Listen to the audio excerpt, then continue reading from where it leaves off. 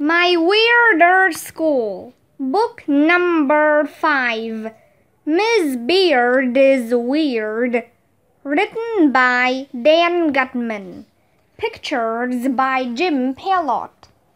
Chapter 1, Hooray for Mr. Klutz. My name is AJ, and I hate it when a helicopter lands on my head. Okay, so a helicopter never really landed on my head, but I'm pretty sure that if a helicopter ever did land on my head, I would hate it, wouldn't you? My teacher is Mr. Granite, who is from another planet. He's been pretty angry lately.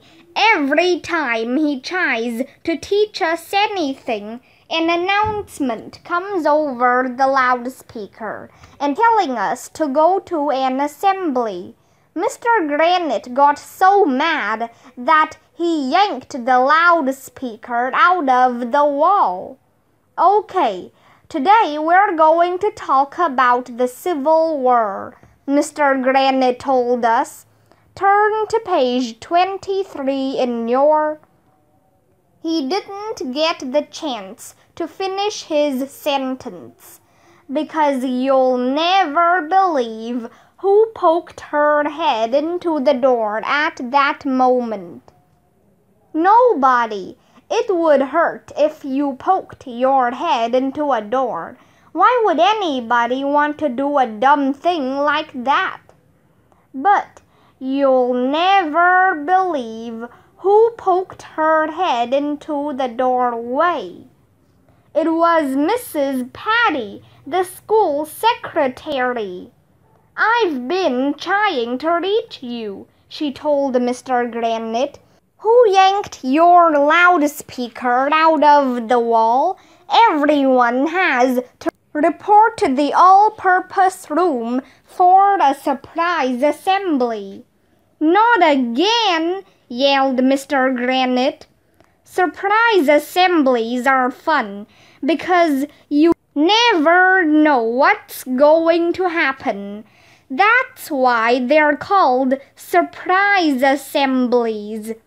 We had to walk 1,100,000 miles to the all-purpose room.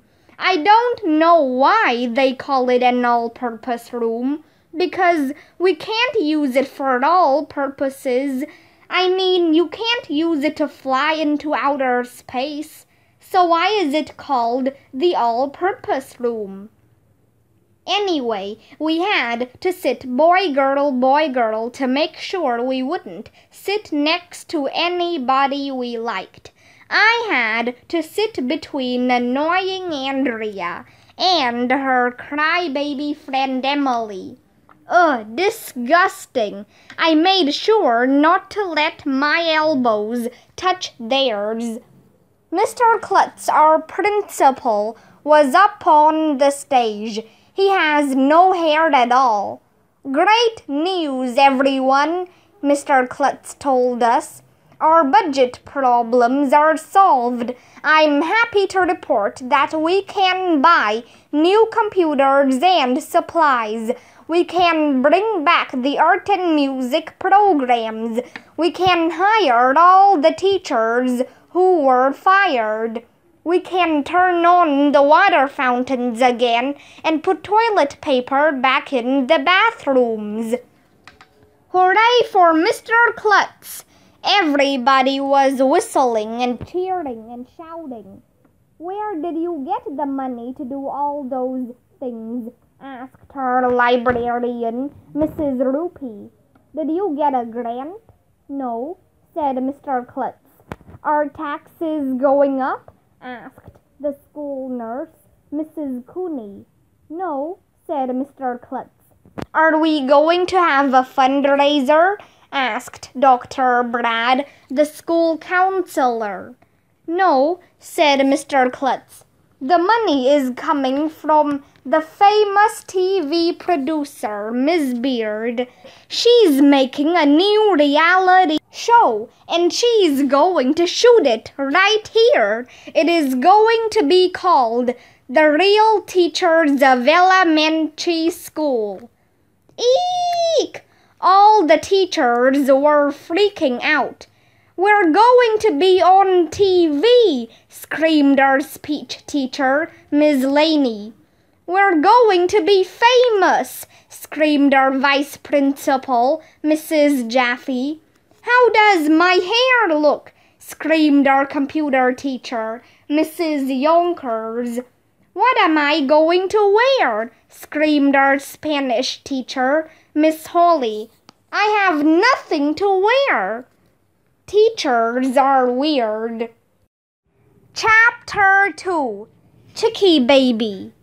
Over the weekend, my parents had to sign a contract that I brought home in my backpack. The contract said they couldn't sue anybody if I fell into a well or got eaten by a lion or run over by a chain, or if a helicopter fell on my head during the filming of The Real Teachers of Elementary School. When I got to school on Monday morning, everybody was out front, dressed up in their nicest clothes. I had to wear a tie. It looked like we were all going to a wedding or a funeral. We had to wear badges too, so people watching on TV would know our names. The teachers were running around warning us to be on our best behavior for Miss Beard. She is a big celebrity and she was coming all the way from Hollywood. The girls were giggling and talking nervously to each other. "My mom took me to the beauty parlor yesterday," said Andrea. "It looks like she took you to the ugly parlor," I told Andrea. "Oh, snap," said Ryan, who will eat anything, even stuff that isn't food. Andrea stuck out her tongue at me. "My mom took me for a pedicure," said Emily. "What's a pedicure?" asked Michael, who never ties his shoes. "That's when they soak your feet and paint your toenails," Emily told us. "Do you think they're gonna make a TV show about your toenails?" asked Neil, who we called the nude kid even though he wears clothes. "Boys are mean," said Emily. "Do you think this dress makes me look fat?" Andrea asked the other girls.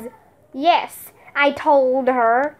"I wasn't asking you, Arlo." Andrea calls me by my real name because she knows I don't like it. I wanted to make fun of her some more, but at that moment, the most amazing thing in the history of the world happened. A black limousine pulled up at the other side of the playground. It was really long, like somebody took two regular-sized cars and stuck them together. The windows were tinted, so we couldn't see inside. "Miss Beard is here," yelled Alexia, who is a girl, but pretty cool anyway. "Miss Beard is here," yelled Ryan. "Miss Beard is here," yelled Michael. In case you were wondering, everybody was yelling that Miss Beard was here. But actually, Miss Beard wasn't here. Not yet, anyway. A bunch of guys got out of the limo. They were carrying cameras and lights and stuff. A few seconds later, a helicopter came down from the sky and landed on the playground near the limo. A lady got out. "It's Miss Beard!" shouted Mr. Klutz. Miss Beard climbed down from the helicopter and got into the limo. Then the limo drove about 10 yards to where we were all waiting. I guess Miss Beard doesn't like to walk. Remember, shouted Mr. Klutz, we want to show Miss Beard what terrific students we have at elementary school. I'm always on my best behavior, said Andrea. What is her problem? Miss Beard got out of the limo and looked around. Welcome to our school, Mr. Klutz told her. I'm sure you'll find our children. He didn't get the chance to finish his sentence because Miss Beard wasn't paying attention. Fabulous, Chicky baby, she said. I love children. They're like grown-ups, only shorter. We should probably talk about, said Mr. Klutz. Sure, let's do lunch, Chicky baby, said Miss Beard. I just did breakfast, said Mr. Klutz. And my name isn't Chicky baby, it's Mr. Klutz. Not now, Chicky baby, said Miss Beard. Let's do lunch at lunchtime, sweetie. Have your girl call my girl. We'll take a meeting. She talks funny. The big guys started setting up lights, cameras, and microphones everywhere. Miss Beard walked around looking us over like a general inspecting the troops. Oh, this is going to be fabulous, she said. It will be the first reality show that takes place in a school. The ratings are going to go through the roof. Are we going to be famous like that Snooky lady? Asked Andrea. That depends on what happens, baby, said Miss Beard. This is reality TV. We don't use scripts. Nobody has any lines. It's all about reality. We'll just have to see what happens.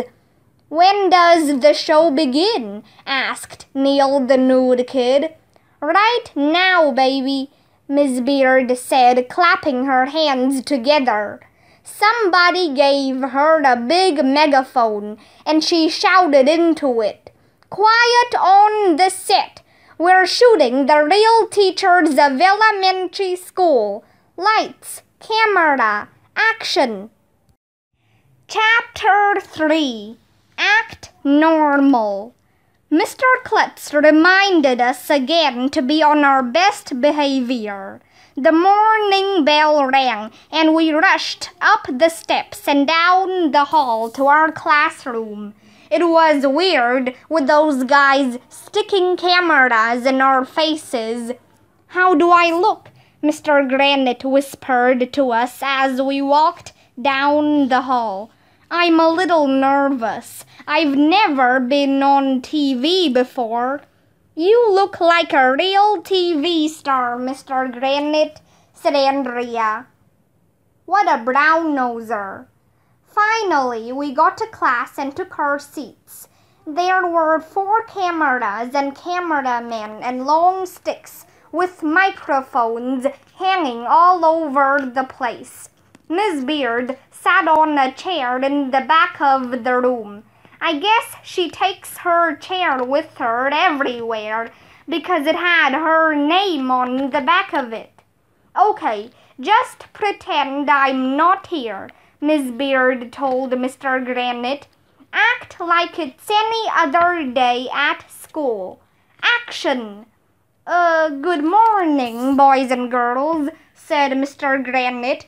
Today we're going to talk about the Civil War. Turn to page 23 in your books. We all turned to page 23. The Civil War, Mr. Granite continued, it wasn't very civil at all. Haha, just a little joke there. Can I do that over again, Miss Beard? I messed up. Miss Beard jumped up and put her arm around his shoulder. "Granite, baby, you just gotta relax," she said. "Just be yourself. Act normal. Okay, let's try it again." Miss Beard went back to her chair and yelled, "Action!" again. "The Civil War," said Mr. Granite. It reminds me of a story my grandmother told me. Blah, blah, blah, blah, blah, blah, blah, blah, blah, blah, blah, blah."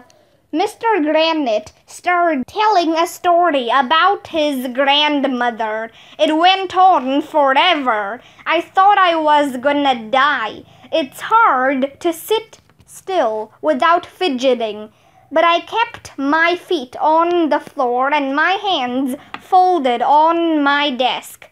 I didn't want Mr. Granite to call on me, so I made sure not to look at him. That's the first rule of being a kid. "Blah, blah, blah, blah, blah, blah, blah, blah, blah, blah, blah," droned Mr. Granite. Suddenly, Andrea raised her hand. "Yes, Andrea? Is it true that the Civil War started in 1861 when 11 southern states decided to leave the United States and form their own country called the Confederate States of America?" "Ugh, I hate her." "That's absolutely right," said Mr. Granite, beaming at Andrea. "I can see you've been studying." "I always try my hardest," Andrea said. Then she made a big smile right into the camera. "Why can't a truckload full of cameras fall on her head?" "Beautiful cut," said Miss Beard. "Okay, guys, let's move to the next class." The cameramen started picking up their equipment. "When will we be on TV?" asked Andrea. "Tonight, baby," Miss Beard replied. "Eek! We're gonna be on TV tonight!" Everybody was freaking out.